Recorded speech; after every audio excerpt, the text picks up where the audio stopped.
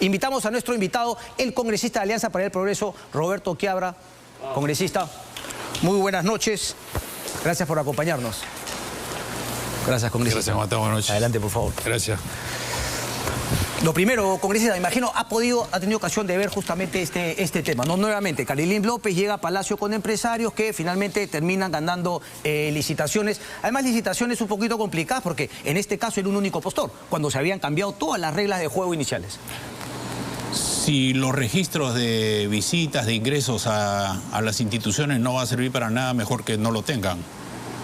Porque si este registro que vemos nosotros coincide en el día y en la hora y él dice que no ha estado, habría que conocer el Palacio. El despacho del presidente es este. Acá está la puerta donde entra y acá hay un salón donde esperan todos. Y la gente entra y sale por ahí. Y si él ha estado sentado ahí, que no la vio la señora.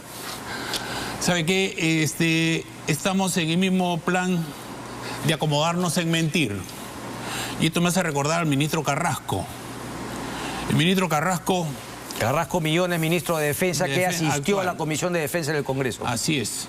Una pena por él, porque 18 años de fiscal, yo creo que él no se está dando cuenta de que está echando a la borda el prestigio que tenía. Déjeme contextualizar para que la gente también pueda entender el símil con el caso de Carrasco Millones y justamente con el jefe de Petroperú. Carrasco Millones mintió abiertamente, dijo una cosa en una estación de radio y luego en el Congreso se tuvo que desdecir. ¿A eso se refería? Sí, en la radio dice lo siguiente. El domingo sale, en el programa dominical, sale los ingresos a esa casa y él el día lunes temprano en una radio dice: he ido a un tema de defensa nacional. No me hagan ninguna pregunta porque ponemos en juego la seguridad nacional. Y hay una tercera parte que no se han tenido en cuenta, que el medio de comunicación no ha debido difundir esa imagen porque pone en peligro la seguridad. Tres cosas. Va a la comisión y se le pregunta y yo le digo: ¿lo llamó el presidente o usted fue voluntario? De oficio. De oficio, ¿no? O sea, usted es un fiscal que sabe que el presidente no debe despachar en esa casa y asiste a esa casa. ¿Quién le abrió la puerta? Le preguntaron. No sabe quién le abrió la puerta estaba abierta, un señor grandazo se sentó y habló con el presidente. No. ¿Usted se imagina un ministro de Defensa sentado en una sala solo 1 hora 10 minutos? Y después lo que es más lamentable, que él primero dice que vio tema de defensa, dice que ya no. Después dice tema personal y termina diciendo de que él fue a hablar con el presidente sobre el fallecimiento de su madre. Hace 4 meses que había fallecido. Recuerden que él era ministro del Interior, no duró mucho. ¿Por qué? Correcto. Porque hizo una inspección desorbitada, por decirlo así, a Dircote. Sí. ¿No? Una inspección rutinaria, según él, y eran como 500 policías. Y lo sacan a él y él dice que él no lo han sacado, sino que él ha renunciado por la enfermedad de su madre. Y después pasa a ser asesor del Ministerio de Justicia. O sea, ni idea de lo que es él, ¿no? Si usted es ministro, no puede ser asesor después. Pero, congresista, ¿qué le dice todo esto? Es decir, cuando me da el ejemplo, claro, hablamos de un caso particular que puede ser, digamos, llevado a lo general, que es un gobierno que se enreda solo en sus propias mentiras, liderados por el propio presidente. Fíjate, el 7 de este mes se determinó que el presidente no asistiera al Congreso. No logramos ni los 52 votos. La asistencia del presidente no debió ser obligada, sino voluntaria. Él mismo ha debido ir para dar no un mensaje al Congreso, sino a la nación y poder aclarar todos los cuestionamientos a su conducta personal, a su comportamiento, porque ¿sabes qué? Influye directamente en el gobierno que él está teniendo. No hablemos del financiamiento de su campaña por lo dinámico, no hablemos de otras cosas, la baja calidad de su ministro. No, él ha debido ir. Él ha debido de una vez decir: correcto, he cometido este error, lo asumo y cambio. Lo hace más grande, lo hace más fuerte el presidente. El presidente está en un modo silencio. ¿En qué ha cambiado? Desde el martes hasta ahora. Se está metiendo más al fondo. ¿Por qué? Porque están apareciendo otras informaciones y se nota claramente que hay un intento de mentir. El fiscal, y no lo vi bien cuando fue al Congreso, el fiscal ha leído su declaración. Ah, ok, se la han armado justamente para que no hayan contradicciones. Ya, él la arma, claro, y después la pasa, para que todos hablemos igual. Vamos, él es fiscal. Porque una persona que no tiene por qué mentir porque dice la verdad, lo dice abiertamente. Pero cuando tú ya lo traes, es un libreto. Correcto. Es un libreto. Ok. Ahora, usted ha dicho algo muy interesante, porque el presidente debió ir, digamos, de motu propio al Congreso de la República sin necesidad de la figura de la vacancia que lo obligaba justamente a ir a él o a su abogado. Entonces, la pregunta es, ¿no fue un error el tema de la vacancia teniendo en cuenta que el camino más rápido era darle prerrogativa de comisión investigadora a la comisión de fiscalización y ahí hacerlo bien? Porque incluso con la comisión de fiscalización congresista es más factible que el presidente hable porque lo pueden ir a visitar. Y ni creas. Ahora que el procurador ha denunciado al presidente, puede no y a responder. nosotros van a decir, me acojo a mi silencio. O sea, ¿sabes qué? Ese no es el tema. Olvidemos el tema penal. Ok, olvidemos no el tema penal, era buscar la mejor manera de hacerlo ir al Congreso de la República, pero ahora yo mostraba el cuadro de la desaprobación quizá del Congreso del propio presidente. Uno podría plantear que quizá como no salió la vacancia, él se ha victimizado y recupera un poco de credibilidad. ¿No cree eso? ¿Qué credibilidad ha recuperado? Dime tú si ha recuperado la credibilidad. 5 puntos más ha recuperado en todo caso, o ya no tiene la desaprobación de antes. O sea, el Congreso lo cita para que vaya y recupera credibilidad. Se victimiza y finalmente dice el Congreso es opositor, no me deja trabajar, me han querido vacar y no lo han logrado. Mira, ve, lo repito, cuando las amas de casa vayan a los mercados como ahora y no les alcance para llevar comida a sus casas, no hay credibilidad. Esa es la credibilidad. Cuando estamos viendo nosotros una inacción total. Caso concreto. El Perú no necesita enemigos externos, basta con nosotros mismos, la minería. Los precios de los metales están acá. Esta es la gran oportunidad de que el Perú genere los ingresos para hacer todas las obras de infraestructura que necesita hacer. ¿Y qué estamos haciendo? Estamos haciendo una inacción total de un gobierno donde la primera ministra avala la violencia, donde el ministro de Energía y Minas avala la violencia. Entonces nosotros estamos, un ministro del Interior que quiere considerar, calificar las extorsiones como terrorismo extorsivo. Yo le pregunto, ¿y los actos terroristas que están sufriendo los campamentos mineros, qué cosa es? Entonces, imagínate el campamento minero incendiado, quemado la maquinaria. Okay. ¿Esa es una manera de manifestar una queja? La ausencia de la policía, desprotección del Estado, omisión de funciones. ¿Qué cree que va a pasar, por ejemplo, con el tema de las Bahamas? ¿Cree que efectivamente el gobierno va a seguir en esa línea, no va a poder poner orden y va a claudicar de justamente esa labor que tiene sobre el orden interno de nuestro país y que además es cumplir la ley? No es que sea un Estado promotor, es hacer cumplir la ley y dejar que las mineras trabajen obviamente cumpliendo la ley. ¿Qué cree va a hacer el gobierno? Ya claudicó. Ya claudicó. No se va a corregir, no hay manera de corregirse. La primera ministra está analizando y cuando la primera ministra analiza, todavía está analizando lo de Barranzuela, ¿no? Si no fuera por la vecina, seguiría Barranzuela el ministro, ¿no? Okay. Sigue analizando. Entonces, he analizado la solución y declarar el estado de emergencia es el último recurso. Como si la manifestación que están haciendo fuera pacífica. Si la manifestación es pacífica, no hay ningún problema. Quemar la maquinaria, incendiar, es manifestación pacífica. ¿Eso estamos avalando como Estado? Ok. Ahora, congresista, ¿por qué, si esta es la situación del gobierno, por qué aprueban facultades sin modificar tributación minera? Es decir, ¿por qué simplemente le dicen, llévate tu proyecto porque en verdad no te mereces nada? Hoy una columna muy interesante, Augusto Alberrero dice, ¿por qué le vamos a dar facultades a un gobierno que no ha mostrado efectivamente nada? ¿Por qué haberle dado un poquito y no la tributación minera?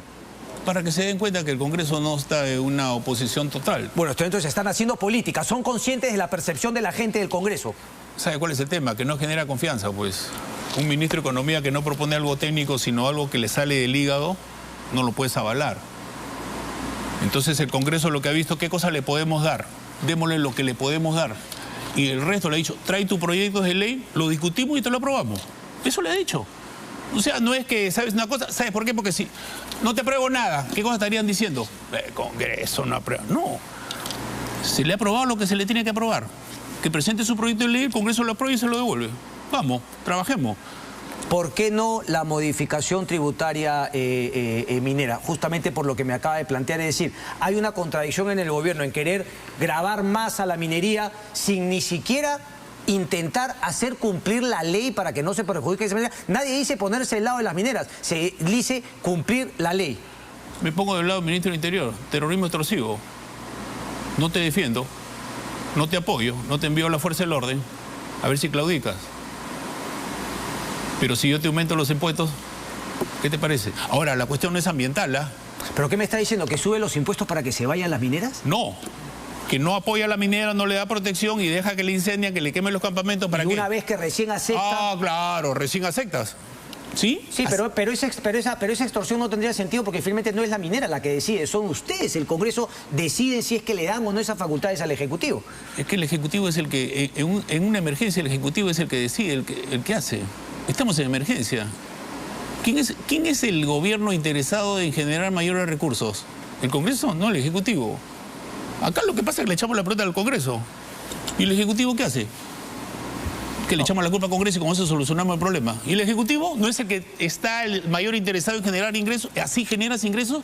Esta es la imagen que tú das al exterior para que vengan a invertir en el Perú. ¿Quién va a querer venir a invertir en el Perú con este gobierno? Correcto. Me interesa ese punto porque a mí claramente no me parece que sea así, pero claro, la pregunta también sería, bueno, el Ejecutivo obviamente tiene una responsabilidad, si es que no la mayoría, creo que la mayoría es lo que ve en el gobierno, pero la pregunta ahí entonces es, ¿qué puede hacer el Congreso para darle una mano a ese gobierno tan ineficiente? Mira, acá hay una cuestión que yo de repente me equivoco, yo soy congresista, ¿no? Entonces acá dicen... ¿Cuántas leyes ha hecho congresista? ¿Cuántos proyectos? En el Congreso hay 300 millones de leyes. Sí, La otra vez se presentó una moción para que las leyes, esas mociones de la ley declarativa no se anulen. No quisieron. Mira, por ejemplo, seguridad ciudadana, que no vemos nada, ¿no es cierto? Entonces tú dices, el congresista, ¿usted qué ley ha hecho? Pero espérate, pues, ¿el ministro del Interior? ¿Qué estrategia me has presentado? Yo, ministro, presento mi estrategia. Esto es lo que yo voy a hacer, esto lo he planeado, esto lo voy a ejecutar. Congreso, necesito esta ley y esta ley. Apóyame. Ah, ahora sí. Aquí, cada congresista va a presentar su idea y el ministro que la junta y hace su estrategia. El Perú, pues, no avanzamos. 300 leyes, en un Congreso formado una comisión para quemar toda la ley. Normalmente como debería ser es que finalmente un gobierno tiene su bancada para que a través de su bancada las plantee y busque consenso. Eso, me imagino, no se da porque Perú Libre no es algo, digamos, orgánico que trabaje con el Ejecutivo.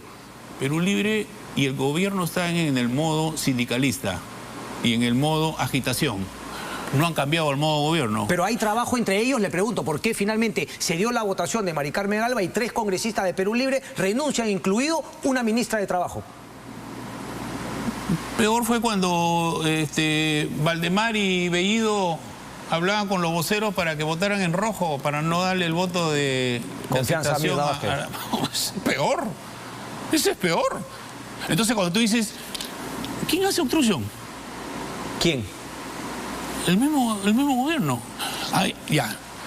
Me pones a Iber Maraví como ministro, ¿qué hace el Congreso? No digas nada, todavía tienen un mes, déjalo. ¿Sí? Me pones este ministro de Educación, cállate la boca. No, ya. No, ministro de Transporte, déjalo. Qué buen Congreso, cómo deja trabajar. ¿Sí? No. ¿Así es? No, para nada. No, dime, si es así, yo... No, para nada. Más bien, déjame plantearle otro escenario. En vez de irme a la vacancia, ya me hubiese vacado, ya hubiese censurado a Gallardo y a Silva, que cada día van acumulando. Entonces, claro, yo pregunto, censurados Gallardo y Silva, y al presidente lo obligo a ir a una comisión de investigadores. ¿Sabes qué? Volvemos a lo mismo, pues. Mire este Congreso que no deja atrás. ¿Cómo interpela y censura a los ministros? El presidente lo nombra y el presidente es el que lo debe sacar. Yo te digo, por ejemplo, este no es un gabinete paritario, este es un gabinete parejo, por pareja, de a dos. Con este ministro de Relaciones Exteriores, este ministro de Defensa, la Defensa Nacional está en los sueldos. Tienes un ministro de Justicia y un ministro de Economía que han hecho una burla abierta a la declaración jurada de intereses. Sus hermanos y sus hijos trabajando para el Estado, si fueran otros. Tienes un ministro de Educación y un ministro de Transporte que se están tirando lo poco que hemos avanzado en una reforma. ¿Qué queremos? ¿Que nosotros lo saquemos? ¿Por qué no lo saque el presidente? Y tienes una primera ministra... Ok, buen punto, pero sí, ¿cuál es el punto? Mi punto es este. Ah, sacarlo. Es que, ¿sabes qué? Pero ¿por qué la postura maximalista de irte cuando al presidente, a usted me está diciendo que era mucho más contundente sacar a Gallardo y sacar a Silva, que siguen siendo ministros? Pero para mí es una vergüenza. Yo cuando voy a la interpelación estoy presente para hablar directo con el ministro. Entonces, para aclarar, porque me parece injusto también hablar de todo el Congreso. Mejor le pregunto a usted directamente. ¿Usted ya hubiese censurado a Silva y a Gallardo? Hace rato. Ok. Mira, yo al ministro Silva, él, por menos cosas han sacado ministros. Él se reúne con los transportistas informales y hace acuerdos que le va a suspender, no van a pagar las multas, que le va a prolongar el brevete, que ya lo ha prolongado y que hablaba de las rutas. Y esos mismos informales son los que lo chuponean y filtran los documentos. ¿Por qué? Para evitar un paro. ¿Y qué hizo? El día anterior, ayer al Congreso, cesó al viceministro, que después salió en todos los medios a decir, yo no sé por qué me ha cesado, porque él era el culpable. Y cuando yo estaba en el Congreso, porque ese día me hicieron una serie de actividades y recién vino la moción de interpelación en la tarde, 41 preguntas, que bueno, eso lo hubiera hecho un chico de primaria, no lo hace tan mal, 41 preguntas para cansar a la gente. Y cuando me tocaba a mí, es como esos partidos de fútbol, cuando tu equipo está perdiendo 4-0 y la gente se comienza a ir en la tribuna, así se comenzaron a ir los congresistas. Y los que se quedaron, un poco más y decían que era el mejor ministro de transporte de la historia. ¿Por qué cree que pasa eso? Porque es nuevamente un tema. Uno plantea un tema político y se hace el que se quiere vacar al presidente, pero al ministro no lo saca. ¿Por qué? Sí, ¿por qué? Dígamelo usted, porque hay intereses económicos. ¿Qué? ¿Te sorprende? Hay una enorme cartera. Pero lo que quiero que me diga es que aquí se junta el hambre y la necesidad, que no es solamente los partidos gobiernistas, sino que mantener a Silva está también en el interés de otros partidos que se muestran opositores al gobierno. Tú los escuchas, felizmente todo está grabado. Escucha a los congresistas que han participado y algunos que no tienen sangre en la cara. Hay otros que no tienen ni una cana, porque se echan bastante tinte. Pero para defender eso hay que tener sangre en la cara. No tinte en el cabello, porque hay uno que habló y que sabe. Congresista, si usted me dice eso, entonces coincidirá conmigo en que, claro, muchos de lo que plantean la vacancia a Castillo, digamos, es un poco de hipocresía, porque claro, lo plantean como un tema de que es un mal gobernante, esto y lo otro, y cuando tienes a un ministro como el señor Silva, no lo sacan porque tienen intereses económicos en el transporte, combis, buses, etcétera. Sí, pues, clarísimo. Hace rato que ha debido estar censurado el ministro de Transporte. Y con Gallardo, ¿qué es lo que sucede? Uno diría cuáles podrían ser los intereses de los otros partidos que están por la vacancia del presidente, pero que no hacen nada respecto a Gallardo. Porque estamos en el modo sindicalista, pues.